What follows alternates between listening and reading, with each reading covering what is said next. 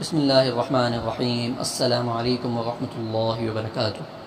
نحمدہ ونصلی علی رسولہ الکریم۔ آج آپ کے سامنے ایک ایسی شخصیت کی سیرت کا ذکر کرنا چاہتا ہوں جن کے ایمان لانے کے لیے نبی کریم صلی اللہ علیہ وسلم نے اللہ تعالیٰ سے خصوصی طور پر دعا کری تھی، جن کے مسلمان ہو جانے سے اسلامی تاریخ میں انقلابی تبدیلی ہوئی اور وہ مسلمان جو پہلے اپنے اسلام کو ظاہر کرتے ہوئے شدید خطرہ محسوس کرتے تھے، اب اعلانیہ کعبے میں نماز پڑھنے لگے۔ میں آپ کے سامنے خلیفہ ثانی امیر المؤمنین خلیفۃ المسلمین حضرت عمر فاروق رضی اللہ تعالی عنہ کی سیرت کے چند پہلوؤں پر روشنی ڈالنا چاہتا ہوں۔ حضرت عمر رضی اللہ تعالی عنہ جن کی شان و عظمت کے لیے نبی کریم صلی اللہ علیہ وسلم کا یہ فرمان کافی ہے کہ اگر میرے بعد کوئی نبی ہوتا تو عمر ہوتا رضی اللہ تعالی عنہ۔ حضرت عمر رضی اللہ تعالی عنہ جس کا رعب انسانوں کے علاوہ شیاطین پر بھی تھا،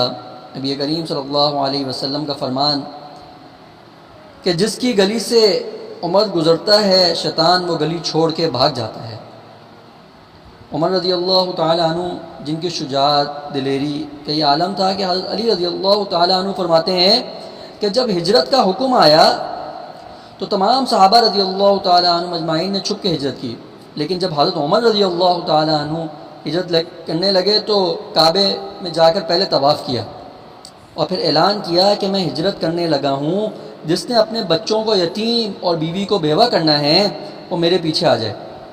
اور مجھے روک لے۔ لیکن کسی کو یہ جرت نہ ہوئی کہ وہ ان کا پیچھا کرتا اور انہیں روکنے کی کوشش کرتا، اور حضرت عمر رضی اللہ تعالی عنہ کی رائے کا یہ نتیجہ بھی ہے کہ ہمارے سامنے قرآن مجید جو ہے وہ مرتب شدہ شکل میں موجود ہے۔ حضرت عمر رضی اللہ تعالی عنہ جن کے دور خلافت میں مملکت اسلامیہ کا رقبہ 22 لاکھ مربع سے بھی زیادہ پر محیط ہو کر رومن امپائر سے کئی گنا بڑھ گیا تھا۔ حضرت عمر رضی اللہ تعالی عنہ نے اسلام کے مقابلے میں قرابت داری کو بھی کبھی ترجیح نہ دی۔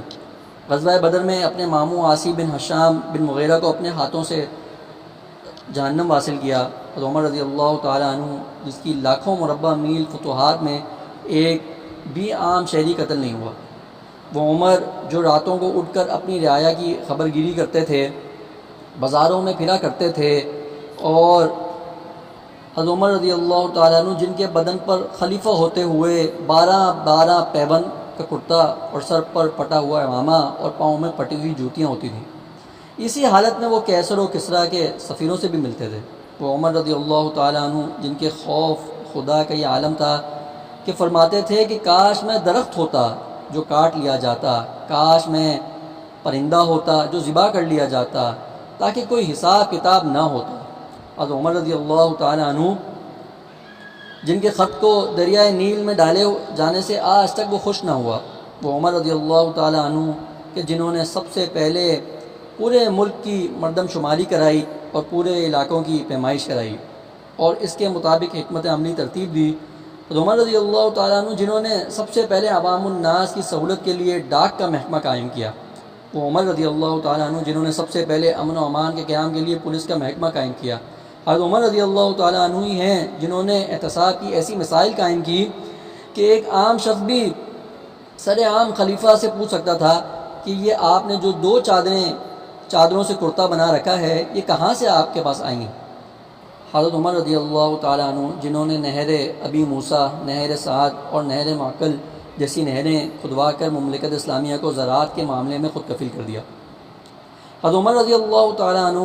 جنہوں نے جرائم کے خاتمے کے لیے سب سے پہلے جزیرہ عرب میں مکہ معظمہ میں صفان بن امیہ کا مکان 4000 درہم میں خرید کر اسے جیل خانہ قرار دیا۔ وہ عمر رضی اللہ تعالیٰ عنہ جن کے حسن اسلوبی سے ایسی وسیع مملکت کے نظام کو چلانے کے بارے میں آج بھی یورپ کے قانون ساز ادارے ریسرچ کرتے نظر آتے ہیں۔ وہ عمر جنہوں نے دنیا میں سب سے پہلے سلطنت کے تحت ایک منظم فوجی ادارہ قائم کیا جس کے تمام جرنیل مرکز کے تابع اور تنخواہ دار ہوتے تھے۔ حضرت عمر بن خطاب رضی اللہ تعالیٰ عنہ نے صرف شہروں اور دیہاتوں کو، صرف جسموں اور سروں کو نہیں بلکہ دلوں اور روحوں کو بھی فتح کیا۔ لوگوں کی سوچوں کے رخ انہوں نے تبدیل کر دیے۔